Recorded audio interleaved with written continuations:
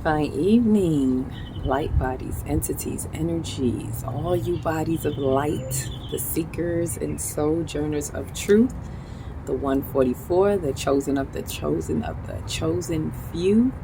I greet you all in the love that lights the truth from my heart to yours. I am Akila Textry, and I'm here to bring you the galactic news, a little something extra to infuse with us.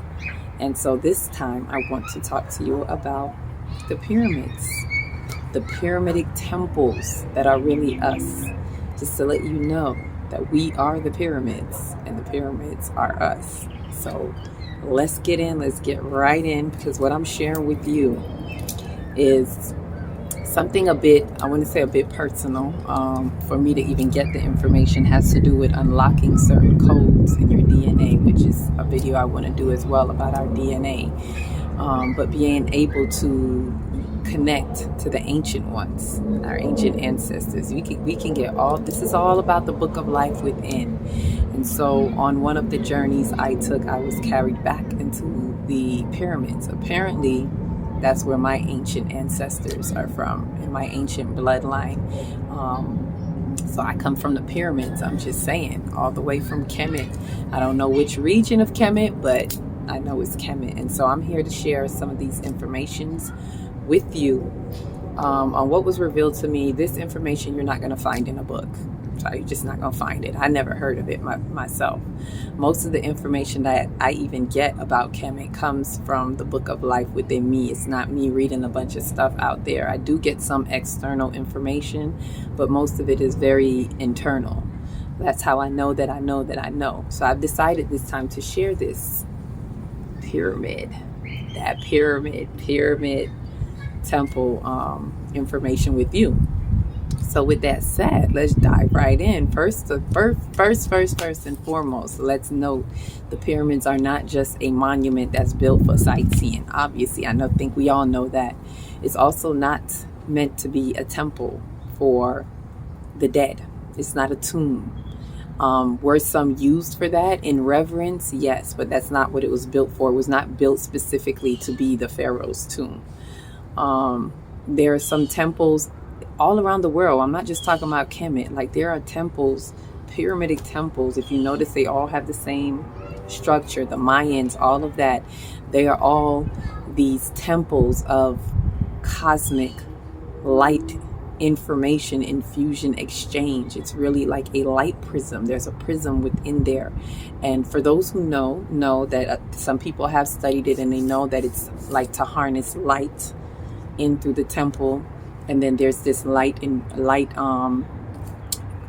the light, so to speak, and having a copper at the bottom, copper with water. I think some people have heard about that, to conduct the light, the electricity through the water, all of this stuff, right? And I'm not just talking light as in the light bulb. I'm talking about light as in energy. I'm talking light as in information.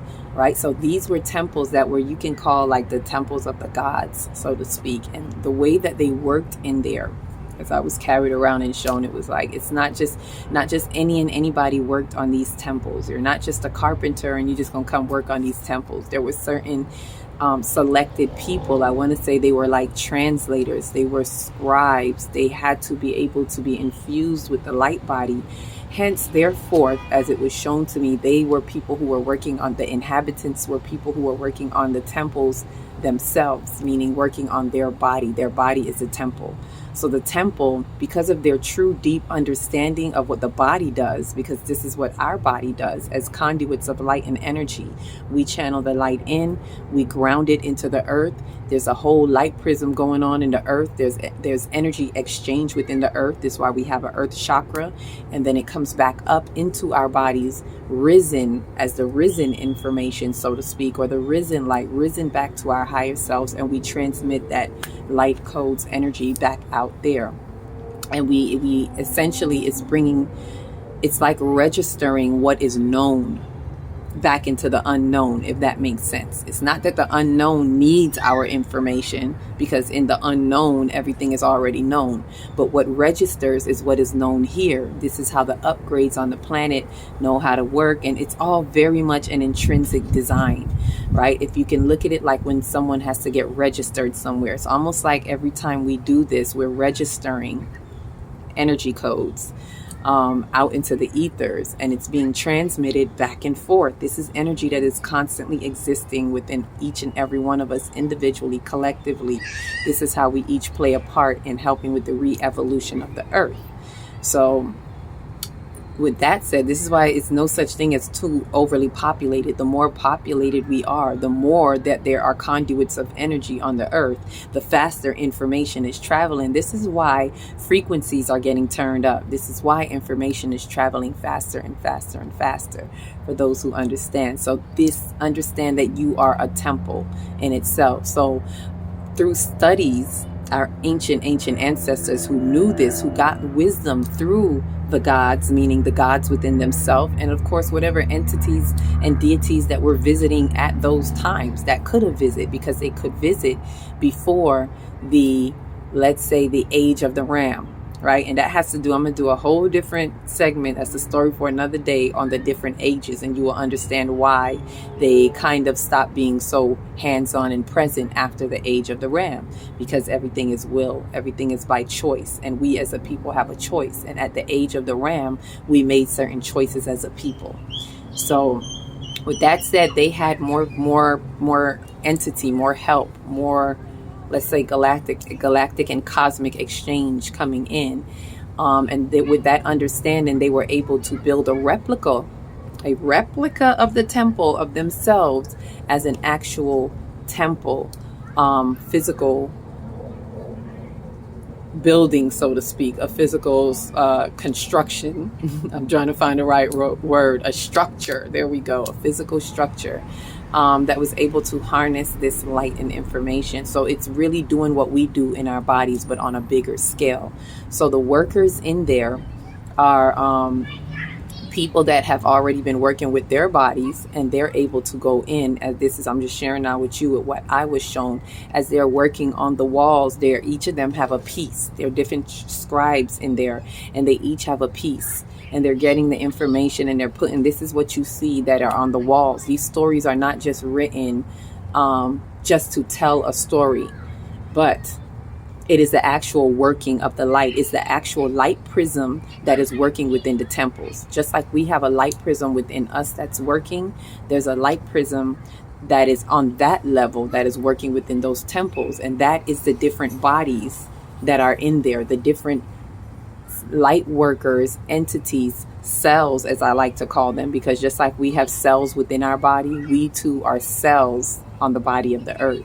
So they within there are these different cells working in these different, if you can look at the temples like organs, working in different important organs within the body. And these organs matter, right? All receiving the light, all receptors of the light. And so they're all constructing, and they're all writing, they're all transmitting this information. And so it showed me too, to go further into that the writings, the symbols, because there are some symbols that were sent over to, or let's say taken over to other cultures, like the Indian culture with the chakras. All of that comes from the temples. It comes from Kemet. The Reiki, energy Reiki, all of that comes from Kemet. There's no such thing as Kemetic Reiki. It just belonged to Kemet in the first place. The Reiki was termed by someone who rediscovered Reiki, Dr. Usui, as most people know. Most people that do Reiki have been trained down the lineage of Dr. Usui. So with that said, all of these things come from Kemet. So what was shown to me was that some of the symbols that they have, how they directly come from Kemet and what they mean. And that the symbols are not just symbols, but they are a language. All of this is coming from in the pyramids, within the pyramids. The language, it's as if when you see, let me give it an example. When you see symbols in Asia, whether Chinese, Japanese, Philippines, whatever, Vietnamese, and you'll see they have these drawn pictures, symbols, but those symbols are actually like a sentence, a word or a sentence or a phrase. It's kind of like that. So in Kemet, these symbols that they have that they're doing now in Reiki, they are actually phrases. They actually mean something. So the symbol may be called the symbol of love, and it's called the symbol of love for a reason. So for example, I was shown one of them, so I'll share that with you. And those who know Reiki know the symbol of love, so you'll know what I'm talking about. But the symbol of love is really a phrase that means where the knowledge of two meet in the center of infinite existence. So let me say that again. Where the knowledge of two come together and meet in the center of infinite existence is love. So the reason why it is a love symbol is because of the phrase of what it is actually meant. That is the original meaning behind that love symbol. So those of you who know what those two things are, that comes like this and meets in the center, and that represents knowledge. If you turn them like this, you will see that it means knowledge. Anytime you see that pyramid, anytime you see a triangle, it usually means knowledge. So where knowledge, two sides, the duality of knowledge meet in the middle, is infinite existence, and that is love. At infinite existence, that is love. So that's just to share one of the things they've shown. I've been shown like three different symbols and what the actual meaning is behind it. And like I said, I've never read a book. I don't know the Kemetic language. The only way I know whatever it is that's shown to me is by me getting in touch with my ancient ancestors through my blood, through my decoding of my DNA, just by me doing my spiritual work and my soul ascension. This is why it's important that we do our soul ascension and we really work on ourselves and we release the things that we need to release that can help us ascend in our souls and go into the different timelines, and we unlock these codes within our soul. We amplify, we activate our DNA. It's DNA activation, and the very answers that you have are within that coding within your DNA. Your ancestors are trying to get to you, but you have to unlock the code. So this is how I got to that information within the temple, and I share that with you so we can understand what's really happening in these temples. And so furthermore, and this is the last part I'm going to share, but furthermore, what it showed to me was the story of the Tower of Babel. That's an interesting one right there.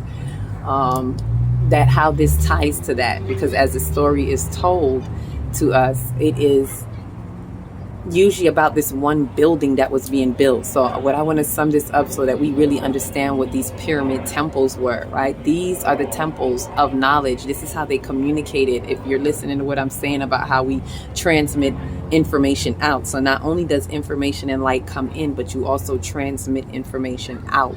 So there's a communication happening. There's a cosmic telecommunication, intercommunication that is happening here. So they've been doing it since way back then. And so this is where, let's say, some people on the outside may have been jealous, and this is what they didn't like. Oh, you're talking to the gods. How dare you talk to the gods? Not knowing that the God is within you already, and they're just activating what is already in them. And so this is where they felt like they had to start going in. They were coming in. They were studying with people in Kemet. I'm talking about the outside people. But of course, jealousy and things like that start to take seed and set in. And they're seeing that this is how these people are talking. So they're saying that they're building these temples, the tower temple, to reach the gods. They're not building it to reach the gods. They were already reaching the gods within themselves, because they realized that the gods were within the temples of themselves. So they were already doing that. So by the time they started to build structures, then of course others saw it as, oh, they didn't understand that it was happening from within the temple, the bodies, the people in the bodies. They only saw the outward appearance of the temples, and was even jealous at that, even though they were coming and studying these areas and getting information that these people were getting from what they have been harnessing through the light of their temples and the temple itself by working collectively. That's what that temple represents. The temple is them working collectively, bringing all of their little temples together into the working of this one temple, or however many they were building. So it activates that much more because there's power in collective work. That's divine synergy. So the people on the outside didn't really agree to that, or I would just say had their issues with it. So this is where the Tower of Babel story comes in. And as it was shown to me, specifically that this happened over time, over a couple of years, I don't know how long, but it happened over us. It says it happened over time. And this was an incident that happened over time, but was put into one story, as in that Tower of Babel story that we have. So these pyramids were the replica, as I said, of these light bodies. And so when they started to take piece, rob from it, those who came there to study saw what was happening over time and started to make sure that they hold the information for themselves. Not that they were stealing. Some people were stealing the information from the pyramids, but some that were studying there held that information, kept that information sacred for themselves as they returned back to their quarters, because they would travel there to study and go back. Just like the Greeks came in and studied there, they weren't the only ones. So were the Asians, the Indians, all others that came there to study. So they could go back and keep what they kept. And if you notice, certain things don't change. And this is how you know this to be true. Like chakra, Ra, R-A at the end. That Ra is for the light. All right, Reiki, that Ray is again for the energy, the light. Ki, Chi is energy. The Ray is the light. Ki is the Chi or Ki is the energy, right? So it's still these energetic wheels in motion, right? Sekhem Ra is what it is known in Kemet. Ra being that light, as we said, and Sekhem being that motion, that energy in motion, which in chakras they call it the wheels in motion, right? So if you put all these together, you will see it for yourself. So I say all that to say this: those who got to take the information, those who got to study and keep some of the information, that is how we can find it today, because they weren't being invaded. So that's how they were able to keep information in their traditions, in what is known as chakras, in their traditions that they've got from that they have gotten from studying in Kemet within the temples. And as well as those who have gotten Reiki, they're able to keep it in their traditions because they weren't being invaded. Also information that they had gotten from Kemet. These are the stories of the temples. Those pyramidic temples were the so-called Tower of Babel. And so that falling apart, when they say, that the gods, their story of it stopping was that the gods didn't like it. So the story that they gave us is that's how all these different languages were created. That is a hogwash story, obviously. What happened was that all these different cultures that were there, it's called the Great Confusion. That's the word that was given to me. That's when, as I was being shown this and taken through this, it's called this period where they were taking information and all of this was happening. It's called the Great Confusion. And during this Great Confusion, all the different cultures took the ones who stole it, and of course the ones who were actually honoring it kept what they honored and took back. So they no longer worked there anymore in the temple, right? They no longer stayed together in the tower, right? This tower that they call the Tower of Babel. But what happened was they all started to go back to their perspective places during the periods, the time frame of the Great Confusion. And so that is what had happened in the temples. And of course there's more to this story. I'm just sharing with you the bits and pieces that I got as I was carried through, literally carried into the temples and seeing what was going on and getting an explanation of what was happening, being shown what these symbols mean, in a way that I can understand, for me to be able to even know that these symbols are really a language. So what they think that they're doing as symbols and sending it's really a language, but it's shown in symbols because that's how they could understand it when they were studying with them, that, this is a symbol. And it's okay because symbols represent things, but it really has a deeper meaning. It's not just a symbol. It has more to it. Just like the temple is not just a building, it has more to it. You are not just a body. It has more. There is more to you. You are the temple. You are the pyramid, right? Our language, our symbols are symbolic. This is why we have to be careful of how we speak in these new modern times and break the spells of the language that has been cloaked over us, that blocks us from our true God encryption, from our true pyramidic divinity of this self, of this oneness, of this love. So that is what I had to share with you with the temples. If you have any questions, you can always comment. I will leave any other information that I need to leave in the description below. Oh, please like, subscribe, and share so that this information can get out to those who need it, those who want to hear it, those who are interested in certain information within the temples within. And I think this is really beautiful for debunking that Tower Babel of story. I was really like what? This okay, I get it. Tower of Babel. Yes, the temples, the pyramidic temples, tower, temple. See, pay attention to the words, the T, right? So share, like, subscribe. I know I should say that in the beginning. I often forget because this is still, kind of new to me being on here. And thank you all for those of you who have shared, who have liked, who have commented. I will always get back to you as soon as I can. I'm not used to checking the comments on YouTube, so forgive me. But that is the take on the Great Pyramids. As above, so below. Show me what I need to know. From my heart to yours. Each one, reach one, teach one. If you don't know where to start in your big, beautiful heart. Shine your light from the inside out. And be the candle that lights the next one and the next one and the next one. Until we speak again, please be a temple of light. Allow the light prism to flow through you into the earth, back up again, and transmit it back out into the ethers. This is what we do as conduits of this light. Know ye that ye are gods. Know now that ye are gods. You are a god. We are gods. And we're constantly building our temple.